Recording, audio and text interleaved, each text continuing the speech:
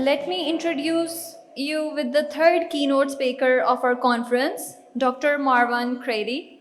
He is the Dean and CEO of Northwestern University in Qatar and a leading global media scholar.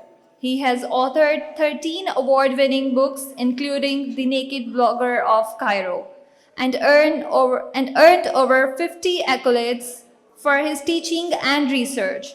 Fluent in multiple languages, Dr. Kraidy's work spans media, culture, identity, and politics with a focus on Arab media and digital sovereignty. As an educator and thought leader, he continues to innovate in global communication and cultural studies. It is an honor for all of us to have an esteemed scholar of global recognition with us. Please, Dr. Kraidy, come up on the stage for the keynote speech titled as Locus versus Nexus, Communication Research and Advocacy in the Global South. Everyone, please give a big round of applause.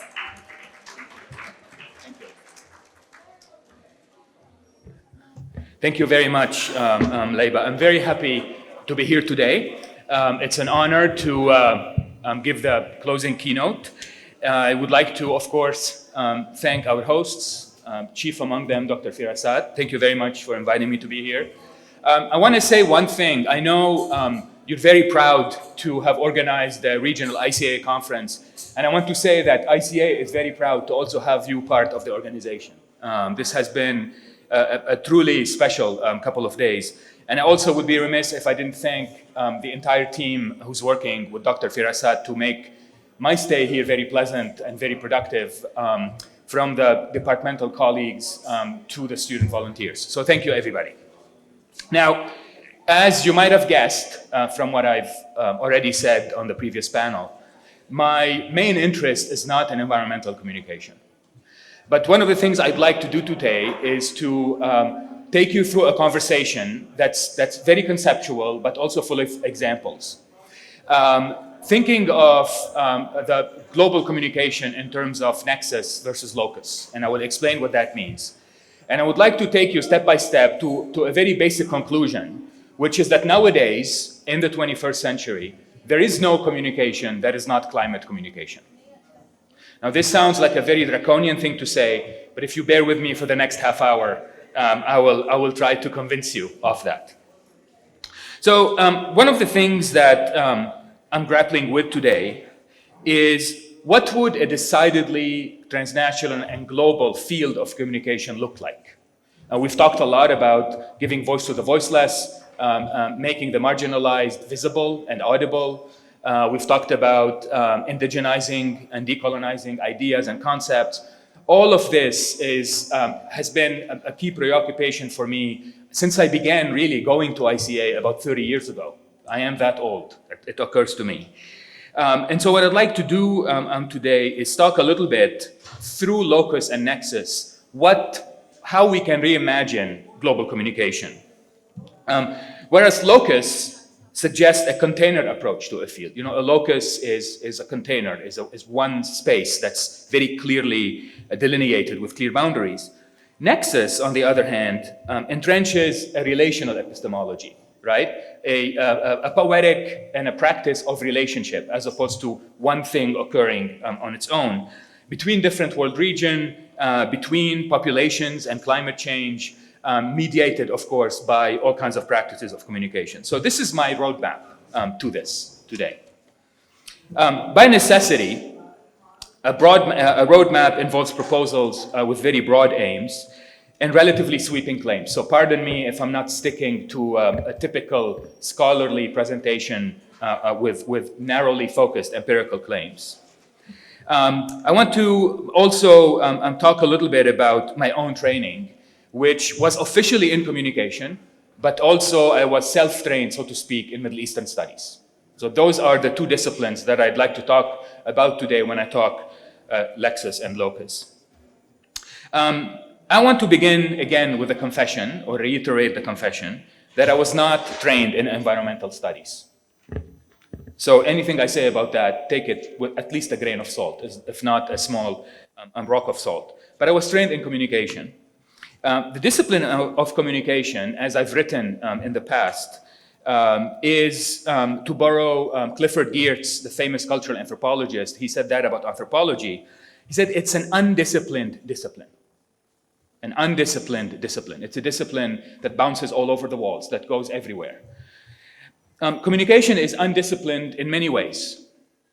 It is fragmented in subdisciplines as far afield as, on the one hand, for example, if you go to ICA and you see all the divisions, you have divisions of computational communication. When I was at the Annenberg School, I had colleagues who did neuroscience, right, who scanned brains with fMRIs, all the way to people who apply literary methods, poetic methods to media.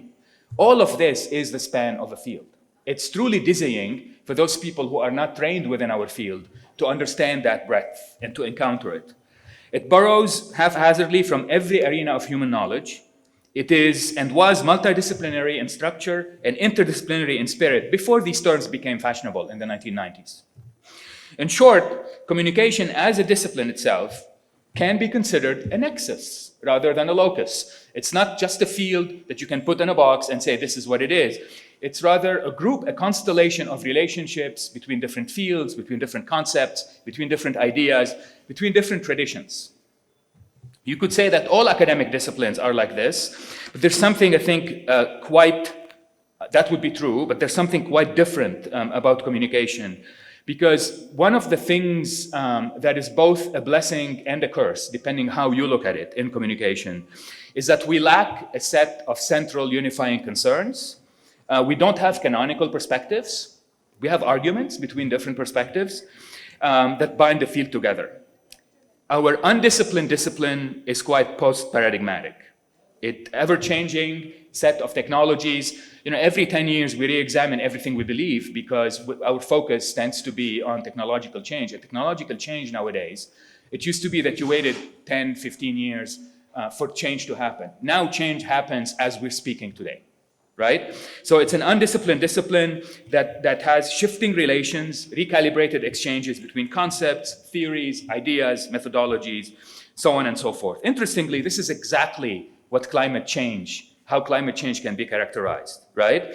It's relational, it's a constellation of relationship between nature, politics, economics, technology, and most importantly, of course, at the heart of all of this, human beings. I think it's also my own interest in the Middle East that has really pushed me to focus on a nexus approach. As you know, Middle East studies, for example, like South Asian studies, was born out of Orientalist concerns, was born out of we want to understand the people we colonize. We want to understand the enemy, so to speak, as opposed from a genuine intellectual curiosity. That's historically how these were born. And so for me, what are called area studies or regional studies have always been a nexus of knowledge, but also a nexus of power, a nexus of history, so on and so forth. So let me come back to my central question. What would a decidedly relational, comparative, and global field of communication look like? Now, of course, the easy answer is I don't know, and that all of us here together can build it and see where it takes us. But let me go back to locus and nexus. Whereas locus suggests, again, a container approach. So, if you study Middle Eastern studies, a locus approach would be, here are the boundaries, here are the countries that are in the Middle East. But if you think of it as a nexus, you look like some people have looked at, Laleh Khalili has looked at shipping routes, right? Other people have looked at immigration between the Middle East and Latin America. Other people have looked at pilgrimage in the whole Islamic world, right? All of those transcend national boundaries. In my own work, I've always looked beyond national boundaries to understand how flows of media and culture travel. So let me take you into a very brief journey of etymology. I think Dr. Bushra got us started there, so if you don't like it, I'll blame her, about the etymology of Rahman and Rahim and Rahim. But for me, I'm gonna, rather than do Arabic, which is what I usually do, every year I do this at graduation at Northwestern Qatar, I'm gonna dive a little bit into Latin. So the word locus comes to us from Latin. It means a place or a center of activity. It's closely connected to focus. Focus and locus almost mean the same thing, which refers to the hearth, the fire pit that families used to get around. You sit around it, you cook your food, it gives you heat, it gives you light. It was the center of the household. Whatever provides shelter, food, again, protection. The word local also comes from locus. The word nexus, on the other hand, even though it also comes from Latin, the original word is nectare, means to bind, to tie together two different things, to connect, to link two different things. And by the mid-17th century in Europe, it was used to denote not just a bond or a link, but interdependence. Interdependence.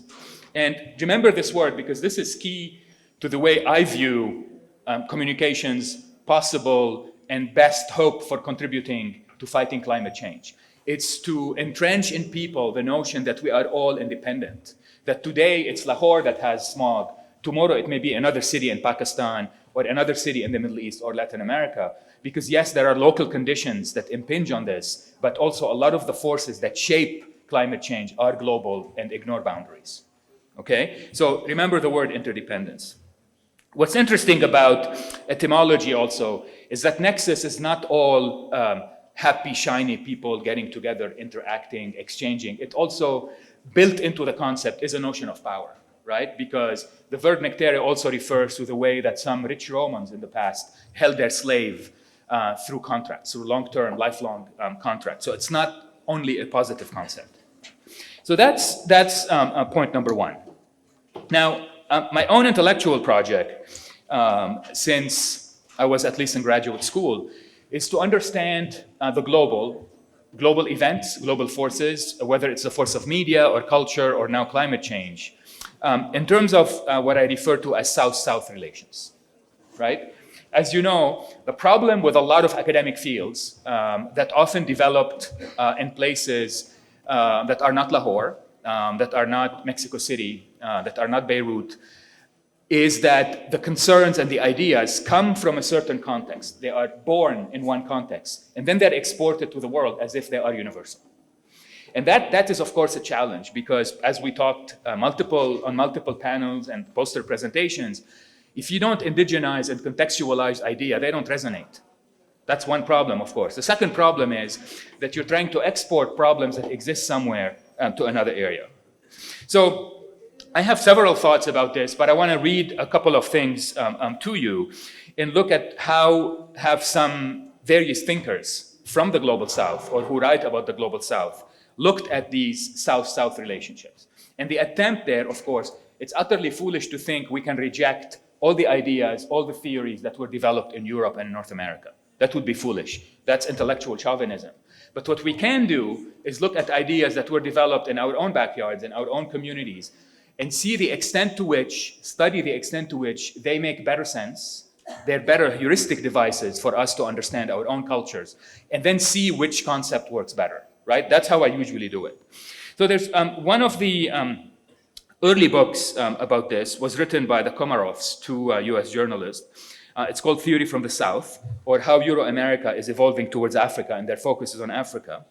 They say that, quote, Western Enlightenment thought has posited itself as the wellspring of universal learning, and regarded the non-West, variously known as the ancient world, the Orient, the primitive world, the third world, the underdeveloped world, the developed world, and now, or the developing world, and now the Global South, primarily as a place of parochial wisdom, of antiquarian traditions, of exotic ways and means, above all, of unprocessed data.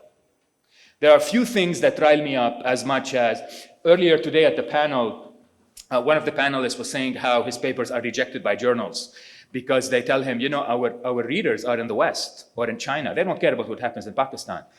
There are few things in the world make my blood boil as badly as getting these kinds of responses, because what you really need to do is articulate how what's happening in Lahore today could happen anywhere tomorrow, and there's something very important to be learned from the most local of contexts, right? And so the way I think about Global South is not a geographic area. Clearly, when we say Global South, we envision a part of the world map. We think of some countries, they typically tend to be in the South, but not all of them. But the Global South is also an epistemological space, a space to ask research questions. It's also a space in which we can build theory. It's a space of experience. And what binds a lot of most countries in the Global South is the experience of colonialism and imperialism. There's no running from this, right? So I just wanted to say this. So the Global South to me is not a place for data. It's not a place for the exotic. It's rather the place where real things happen, where real people live real lives, grapple with real problems, and try to develop ideas and concepts that resonate with their contexts in order to solve their problems. Now, in elementary aspects of the political histories from the Global South, the Indian historian Pratama Banerjee, who works at the Center for the Study of Developing Societies, writes that she uses Global South to, quote, express solidarity with the intellectual mobilization happening around that term in academies of distant regions, including the decolonial institutional sites of Africa, Latin America, and of course, Asia, right? So here what she does, she adds an idea that the Global South should be a zone of solidarity. Why? Because most people living and working in the Global South face a set of challenges that, if not similar, are at the very least equivalent or parallel. The advantage with the Global South, she argues, is that it is indeed a non-place. A non-place. So again, moving away from the geographic. She concludes that we might as well achieve not a universal political theory, but perhaps unprecedented music by way of making music separately together. So the idea then is that different places in the Global South have different languages, different experience, but they have enough in common that they can make the same music together.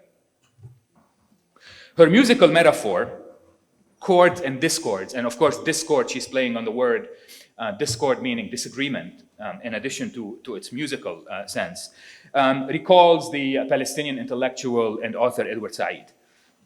I've always found Said interesting because he used the language of music to understand politics. So imagine using for a minute the language of music to understand climate change. What does he say? Said says that a musical language is very useful to understand literature, society, and culture. And what he calls it, what he proposes is the counterpoint. For anyone who's trained in music, the counterpoint is very important in musical theory. It refers to various links between different musical voices that are interdependent. Again, the key word in my talk today, interdependent, in harmony, but autonomous in melody or rhythm. So basically, again, it's this metaphor of making music together in ways that everybody brings their own tradition, and whatever the result is, the creation, is different from all these traditions, but all these traditions resonate within it. In this vein, if we think of the Global South as a master concept, then South-to-South relations can be understood not only as an approach to knowledge that displaces Western epistemology from the center of knowledge, but as a contrapuntal methodology to follow Said, right? It's a methodology that includes a variety of voices that are transformed in the process of collaboration, of working together. But then what they create still resonate with every culture from which these voices came from. I find this a very powerful metaphor for knowledge. So again, the Global South should not be seen as a container, as a locus, as a list of countries, so to speak, or even as an ideological space. No, the Global South is not only a space of resistance. The Global South has a lot of interests that are fully aligned with the major causes of climate change, for example. So it's not all about good people fighting the good fight. There are powerful economic interests, political interests, so on and so forth. So what I'm hoping to do then is an invitation to engage in this conversation about what becomes possible when we together center our locations and our experiences that have historically been relatively marginalized in the global conversation and see what happens. This conversation will be inclusive because there is a space for everyone. There's a space literally for every perspective, no matter how broad or deep your experience is with the concept, the idea, or the place, a Global South. Foregrounding the Global South, therefore, is my invitation to return to Edward Said's musical language, an invitation to compose and perform together to enable new ideas to merge and new frameworks to guide us. Now, I am acutely aware that I'm what stands between you and the closing ceremony. So I'm going to hurry up. I'm going to try to conclude because I also have a lot to learn and I want to hear what you have to say about this. I'm assuming we will have some time for Q&A. Or not? Okay, excellent. Excellent. So let me return, before I close, to my own undisciplined discipline, communication. And think of the impact that early research on media and society, particularly in the region of the world that I work on, has had on global media research. How many of you know The Passing of Traditional Society, Modernizing the Middle East, the famous book by Dan Lerner, published in 1952?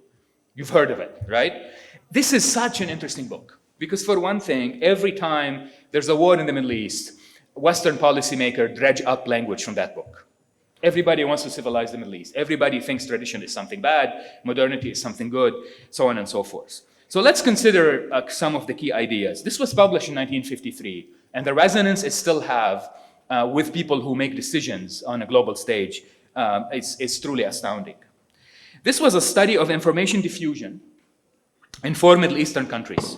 Lebanon and Turkey were the two key ones. The book became a founding canonical work in modernization theory. Its major premise was that under the influence of media campaigns, we're talking about advocacy in Nexus and Locus, people transition from being traditionalists to being modernists through a process of empathy and identification until the entire society becomes modernized. So, if we want to apply Dan Lerner's idea, and I want to be very clear, I'm not advocating applying Dan Lerner's idea. I think he belongs in the Museum of Social Science, not in actual research. But if we were to apply his idea, what we would say is people who don't believe in climate change are traditionalists, and we're going to modernize them by changing their mind about climate change. Very simplistic attitude, I think. Why?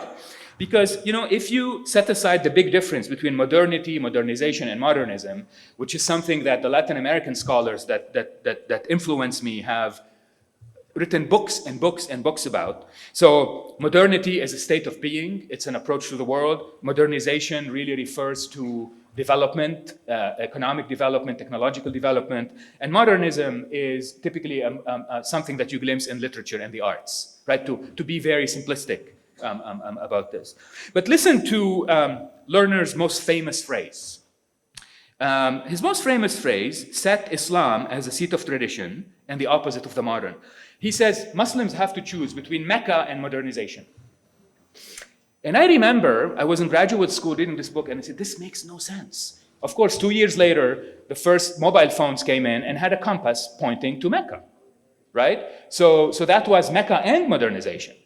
I mean, these theories that seek to divide the world in different categories, in my view, make absolutely no sense. So according to this view, the challenge with this view is that there can only be one way of being modern, and that's the Western way.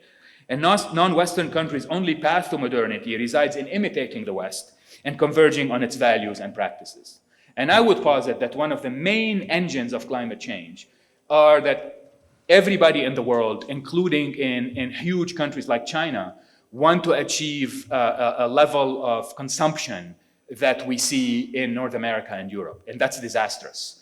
When you have a couple of cars in your driveway, when you want to eat things and discard plastic and tin on a daily basis, and you extrapolate this to the scale of the world population, that's truly, truly destructive and a driver of climate change. So what I'd like to add with are a few ways in which we can apply this locus versus nexus. We can think of the climate, as I mentioned, and climate change as a nexus of economics, politics, technology, nature, and people. And clearly, I believe in human agency in history. I'm not one of those who believe humans are always victims. Humans are always objects of destiny. I feel humans are agents of destiny. And we need to change human behavior at the very highest elite level of decision-making in order to be able to dent climate change. But the reason it's what some social scientists call wicked problems. What are wicked problems? Wicked problems are problems that need 10 fields of study, of expertise, to collaborate in order to solve them. And climate change is at the very top. The second thing I want to say is, as I mentioned, of communication as an nexus. Communication can mean very different things for all of us. And I see the communication students and professors in the room nodding. It really, different traditions of research, whether you borrow from the humanities, from the social sciences, And now with AI, all of this is changed. Speaking of AI, I see AI as a nexus between human and machine. There are all kinds of ways to describe it, and all kinds of anxieties and fears and aspirations, so to speak.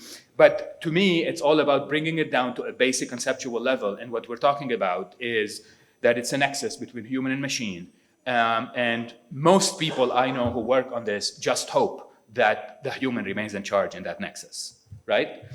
And finally, I want to talk about our roles as professors. As postgraduate students, also to a large extent as journalists. Being a professor is also a nexus. How many professors do we have in the room? So what you would recognize is you are asked to teach.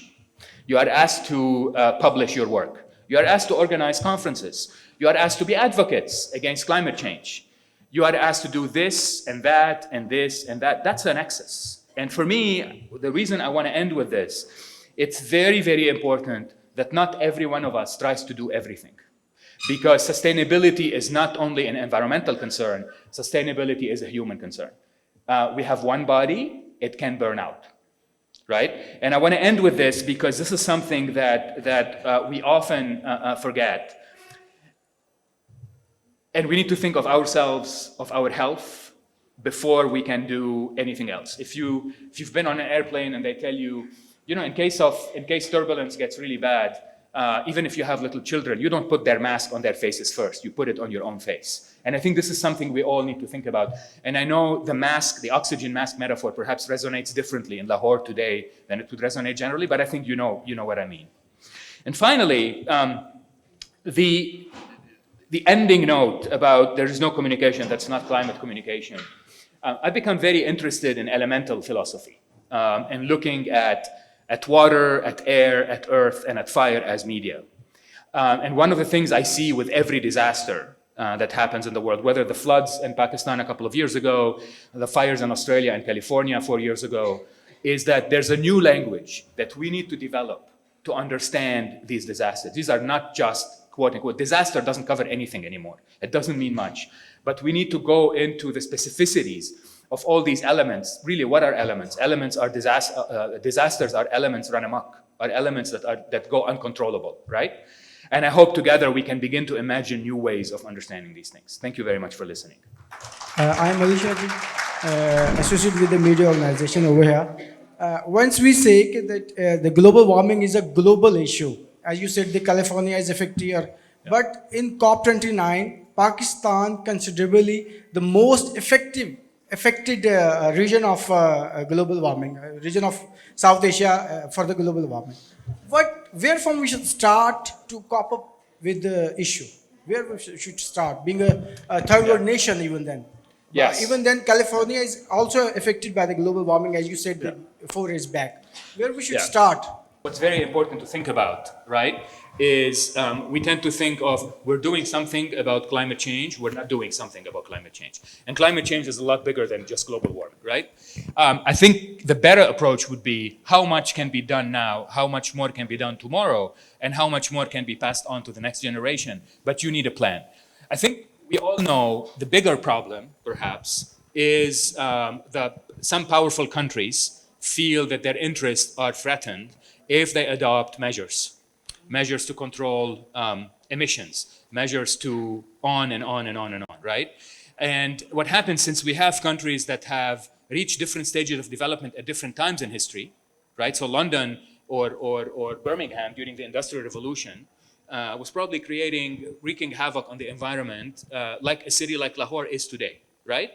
But that was 200 years ago. Does it count? How do we count it? How do you calculate history?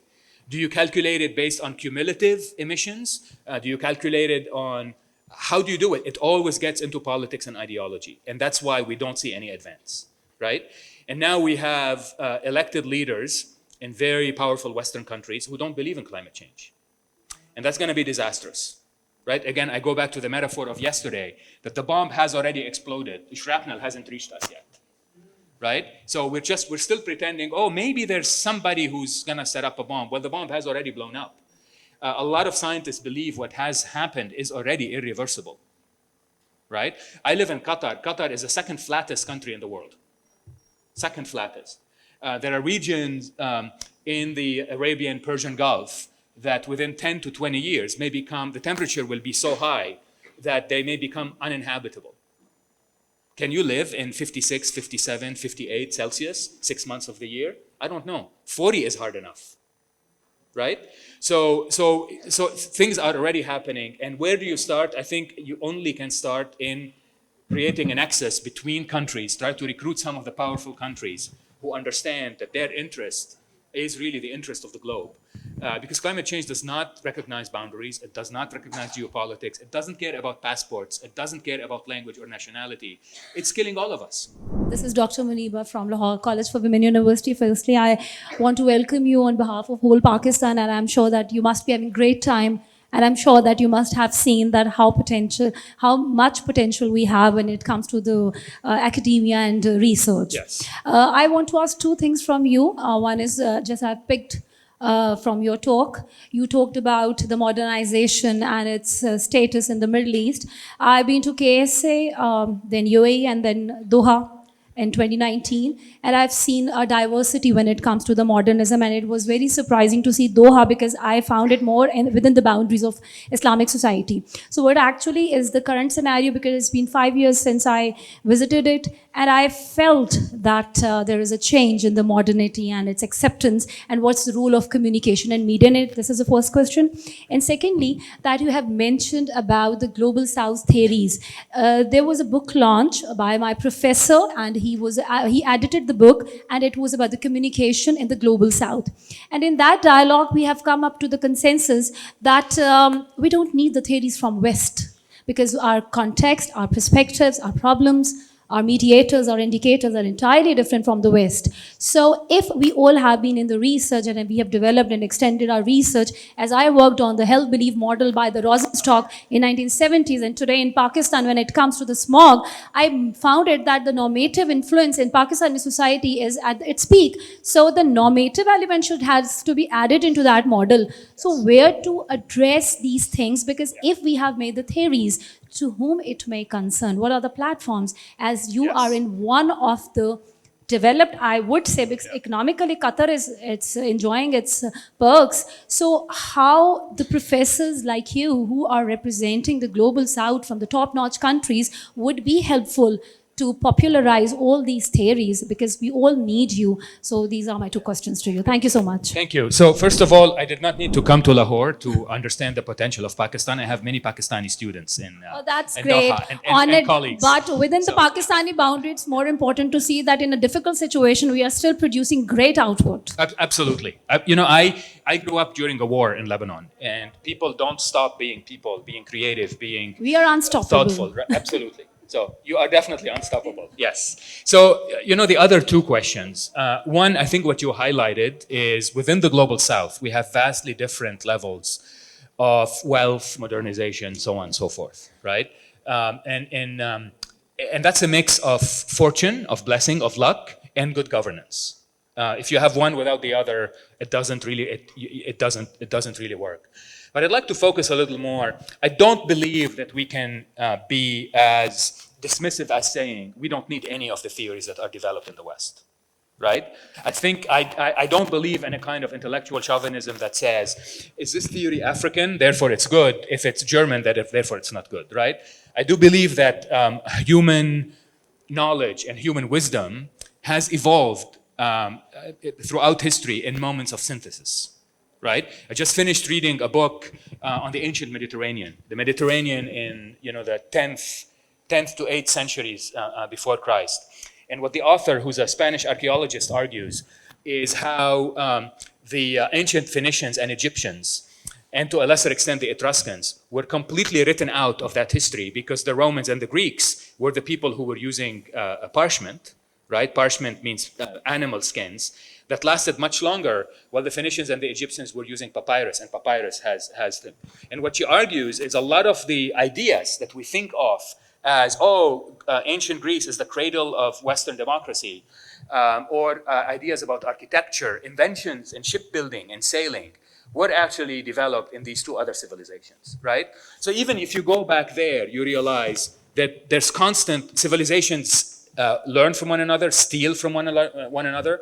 So I wouldn't be comfortable saying we don't need theories from the West. I think we need them, if only to think with them and against them, right? That's one. The other thing that I don't like is I've been to many of these conferences, and what you end up happening, everybody's pushing their own theory, right? And their own theory explains a little slice of the world. But I think what we need for knowledge to truly advance is to have not develop one or two or three theory, but develop new ways of developing theories, right? So I'm taking it to a meta-theoretical level. The point is not to come up with, the unique theory of what Pakistani youth can do with the media. The point is to develop a unique set of standards and norms by which we can develop theories in Pakistan and elsewhere that we have not inherited from somewhere else, right? In other words, rather than give you something, I don't believe in giving something to students. I believe in teaching students to give things to themselves. And I think, to me, that's because if you believe in human agency, that's what you do. Thank you.